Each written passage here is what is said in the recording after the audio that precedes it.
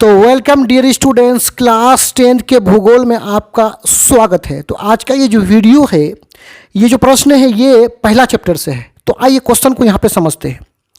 यहाँ पे है पूर्वी तट के नदी डेल्टाओं पर किस प्रकार की मृदा पाई जाती है। स्पष्ट है कि जो पूर्वी तट है, समुद्र तट के किनारे आसपास जो इलाका है, जो क्षेत्र है, उस क्षेत्र के जो नदी डेल्टा है उस पर किस प्रकार की मृदाएं हैं, वहाँ किस प्रकार का मृदा है, मतलब किस प्रकार की मिट्टी पाई जाती है, उस मिट्टी के बारे में बताना है।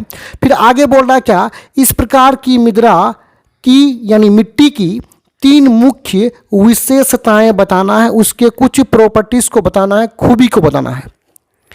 अब यहां समझिए नदी डेल्टा क्या होता है। देखिए, जब नदी बहते हुए 2 धारों में बढ़ जाता है, इस तरह से एक इधर चला गया, दूसरा इस तरह से इधर चला गया, तो यहां पे जो इस तरह का जो एरिया बचता है, ये डॉटेड वाला जो एरिया बचा यहां पे, इसी को हम लोग बोलते हैं नदी डेल्टा। ठीक है, तो नदी डेल्टा जो बनता है, ये जमीन काफी उपजाऊ होता है। तो इस नदी डेल्टा में कौन सा मृदा पाया जाता है, इस बात को हमें बताना है। और ये नदी कहाँ हो, पूर्वी तट पर। तो आइए इस प्रश्न का जो पहला भाग है उसको देखते हैं। यहाँ पे देखिए उत्तर में क्या है, पूर्वी तट के नदी डेल्टाओं पर जलोढ़ मृदा पाई जाती है।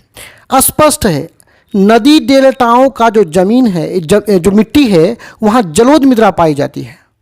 आगे हमें इस प्रश्न के दूसरे भाग में बताना है कि जलोढ़ मृदा के 3 विशेषताएं क्या है। तो यहाँ पे है, इस प्रकार की मृदा यानी जलोढ़ मृदा, इस प्रकार की मृदा मतलब जलोढ़ मृदा की 3 विशेषताएं निम्नलिखित है, मतलब नीचे लिखा हुआ है। आइए इन विशेषताओं को देख लेते हैं। पहला विशेषता है यहाँ को नंबर में कि जलोढ़ मृदा में रेत तो समझ रहे हैं ना, बालू, सिल्ट यानी रेत में जो चमकता हुआ सफ़ेद सफ़ेद जो कण होता है ना, उसी को बोलते हैं सिल्ट। और मृतिका, देखिए कोई भी जीव जंतु मर जाने के बाद उसका जो अंश होता है, वो गल पच करके जो उसका अंश होता है, उसी को बोलते हैं मृतिका। के विभिन्न अनुपात का मिश्रण होता है। मिश्रण का मतलब मिक्सचर होता है, यानी जलोढ़ मृदा में रेत, सिल्ट और मृतिकाओं का मिक्सचर होता है, वो सब मिला हुआ रहता है। आगे है देखिए, गन्ना, चावल, गेहूं, दलहन आदि फसलों के लिए उपयुक्त। मतलब ये जो जलोढ़ मृदा है ना, यहाँ सबसे अच्छा खेती किसका होता है, सबसे अच्छा फसल कौन सा होता है, तो गन्ना होता है, चावल होता है, गेहूं होता है, दलहन होता है। दलहन हम उसको बोलेंगे, उस फसल को बोलेंगे जिससे हमें दाल मिले। जैसे मूंग से दाल मिलता है तो मूंग दलहन है। उसी प्रकार मसूर से दाल मिलता है तो वो दलहन है। आगे देखिए तीसरा विशेषता को देखिए, केवल 3 ही विशेषताओं को बताने के लिए बोल रहा है।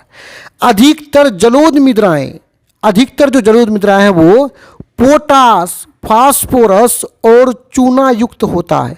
यानी युक्त होना का मतलब मिला हुआ, यानी अधिकतर जलोढ़ मृदा में क्या मिला हुआ रहता है, पोटास, फास्फोरस और चूना मिला हुआ रहता है। चूना युक्त का मतलब चूना मिला हुआ रहता है। तो यहाँ पे ये वीडियो समाप्त होता है। मैं उम्मीद करता हूँ वीडियो आपको समझ में आया होगा। इस तरह के और भी वीडियोस को देखने के लिए आप हमारे चैनल के प्लेलिस्ट में जाकर के देख सकते हैं। धन्यवाद।